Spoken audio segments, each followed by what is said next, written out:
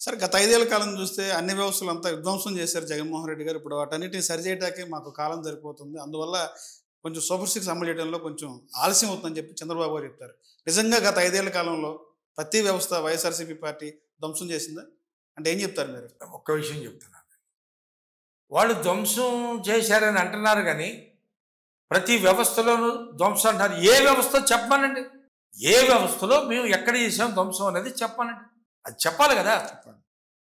ఇప్పుడు నేను అన్నట్లుగా బసిబూసి మారేడుకాయ చేసి గుడ్డగాల్చి మేదేయటం తప్పిస్తే ఏ వ్యవస్థలో విధ్వంసం చేశాం, ఆ విధ్వంసం వల్ల ప్రజలకు వచ్చిన నష్టం ఏంటి, ప్రభుత్వ ఖజానాకు వచ్చిన నష్టం ఏంటి అనేది మీరు చెప్పాలి కదా సార్. మీరు చెప్పకుండా ఊరికే గుండగాల్చి మేదేస్తే అంటే క్యాబినెట్లో మంత్రులు కూడా ఇదే చెప్తారు పదే ఏదైనా మీటింగ్ సందర్భం వచ్చినప్పుడు. గత ప్రభుత్వం జగన్మోహన్ రెడ్డి ప్రతి వ్యవస్థనంతా ధ్వంసం చేశారు, అవి మొత్తం పూడ్చి రావటానికి మాకు టైం సరిపోతుంది. నన్ను చెప్పంటారా? చెప్పండి. వాళ్ళు చెప్పింది, వాళ్ళు ప్రామిస్ చేసిన దానికి 6 సూత్రాలని ఇంకో 10 సూత్రాలని వీటన్నిటి కూడా జనం అడగడం మొదలుపెట్టారు.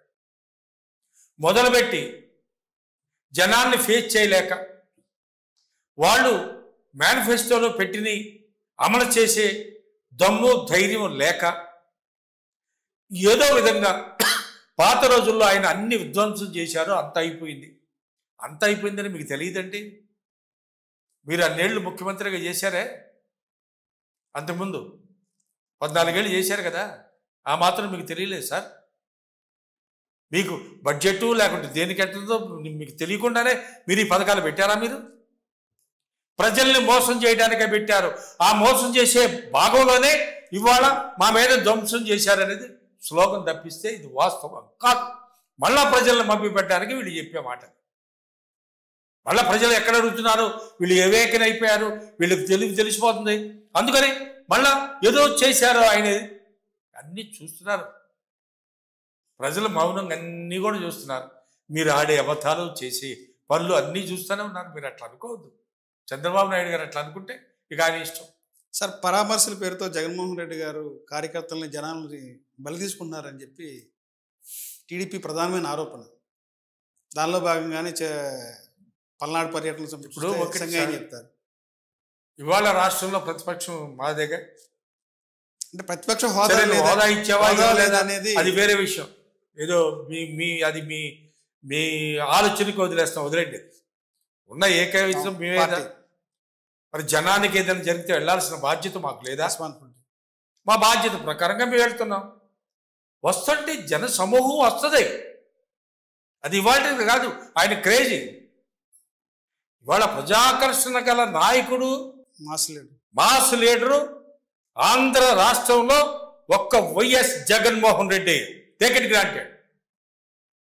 నేను చూస్తున్నా జనం ఏ విధంగా పరుగులెత్తున్నారు, ఆయన కలవడానికి ఎంత ఊళ్ళుస్తున్నారు నేను చూస్తున్నాను. నేను ఆ పరుగెత్తడం ఏంటి, ఆ గొడవ ఏంటి, ఆ ఫాలోయింగ్ ఏంటి, అసలు నిన్న చూశారు కదా వడికాలు చిత్తూరులో కూడా అసలు ఏంటది, ఆ జనం ఏంటి, ఆ ఎంతమంది పోలీసులు ఎంతమంది ఉన్నారు అక్కడ.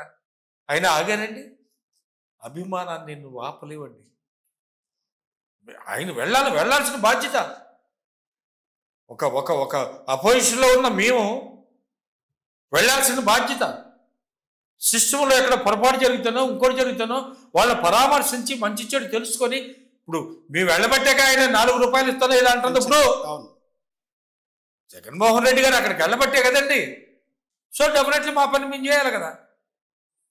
మేమున్న టైంలో 22 నుంచి 29 రూపాయల వరకు నడిచిన కేజీ మామిడికాయలు పళ్ళు ఇవాళ 4 రూపాయలు అంటున్నావు. అదైనా ఇవ్వటం లేదు కదా. ఇది డబ్బులు ఇస్తారన్నారు, ఇచ్చారో లేదో కూడా తెలియదు. మరి ఇవన్నీ ఏమి లేదండి. ఎవడో అడగకూడదు.